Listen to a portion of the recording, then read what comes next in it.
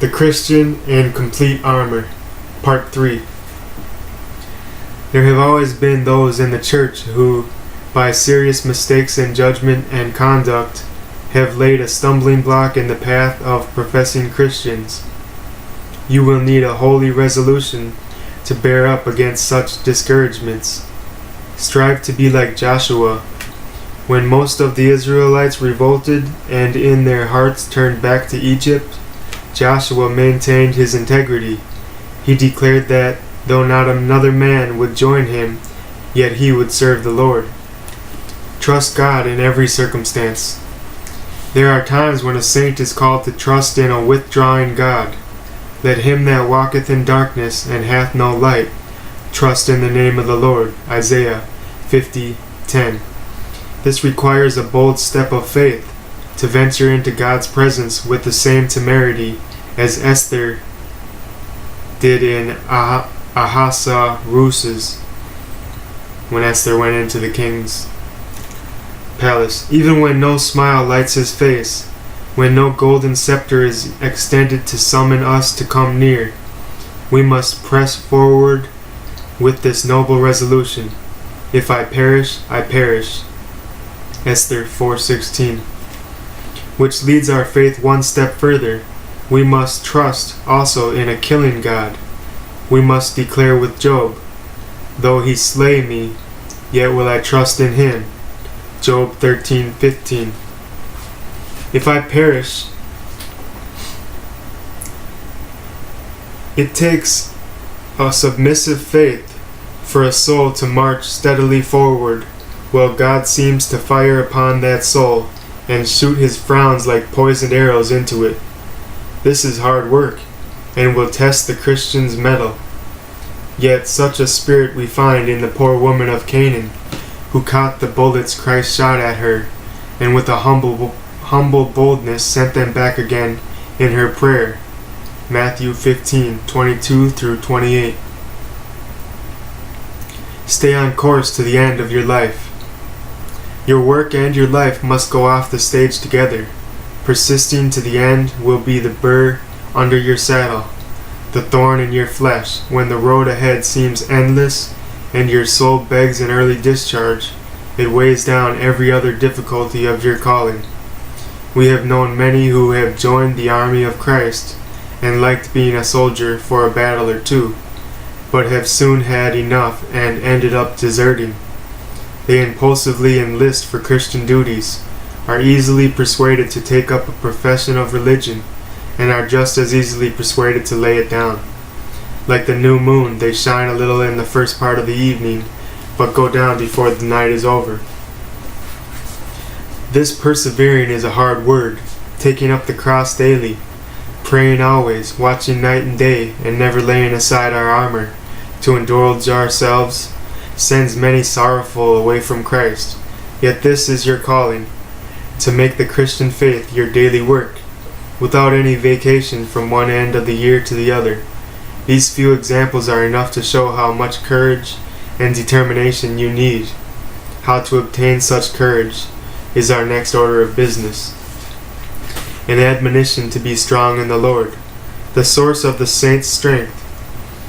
Having exhorted all saints to an iron resolution and flinty courage in their welfare, the apostle now leads us out of ourselves for our source of strength, and to the Lord. Be strong in the Lord. The strength of an earthly general lies in his troops. He flies upon their wings. If their feathers get clipped or their necks broken, he is helpless. But in the army of saints, the strength of the whole host lies in the Lord of hosts. God can overcome his enemies without help from anyone, but his saints cannot so much as defend the smallest outpost without his strong arm. One of God's names is the strength of Israel, 1 Samuel 15:29. He was the strength of David's heart. With him, this shepherd boy could defy the giant who defied a whole army. Without God's strength, David trembled at a word or two that dropped from the Philistine's mouth.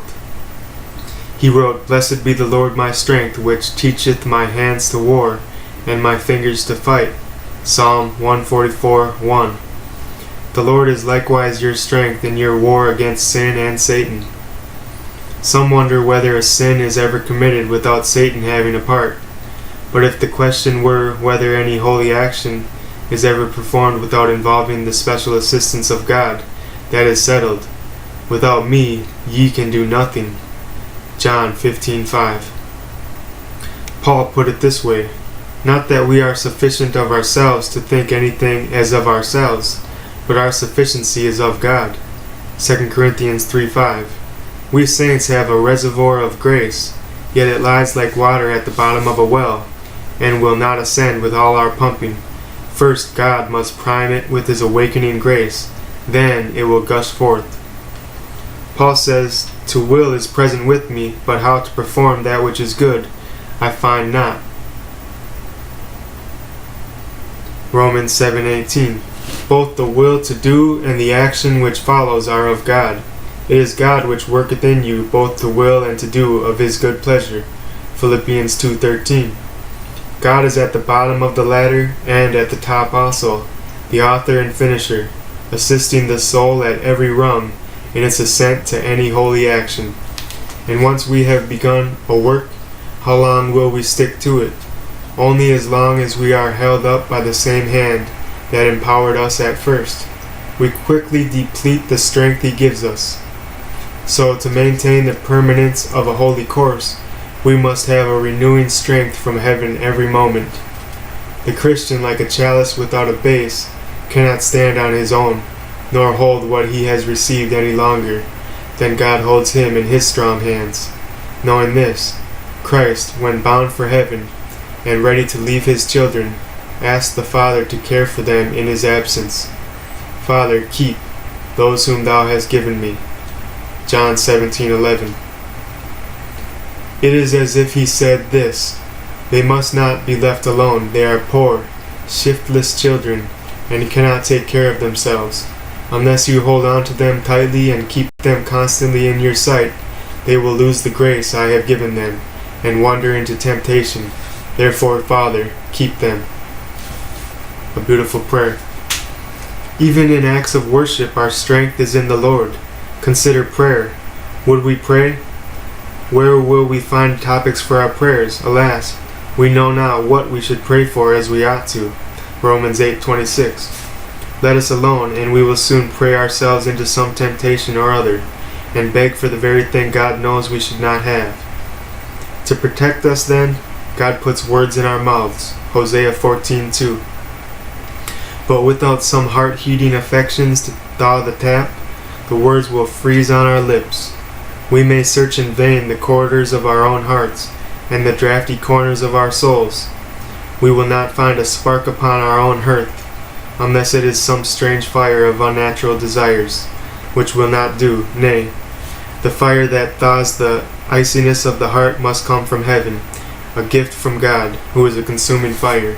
Hebrews 12:29. First, the Spirit stretches himself upon the soul, as the prophet on the child. Then the soul will begin to kindle and put forth some heavenly heat in its affections.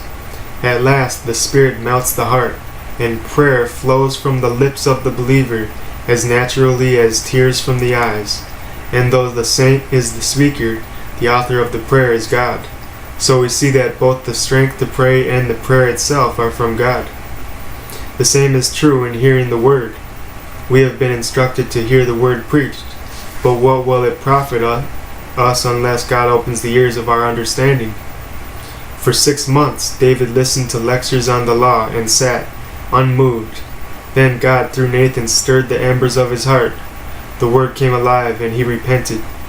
All that was said before God intervened may have been good and true, but David remained cold and unresponsive, until the Spirit stirred the ashes of his understanding, and kindled a holy fire.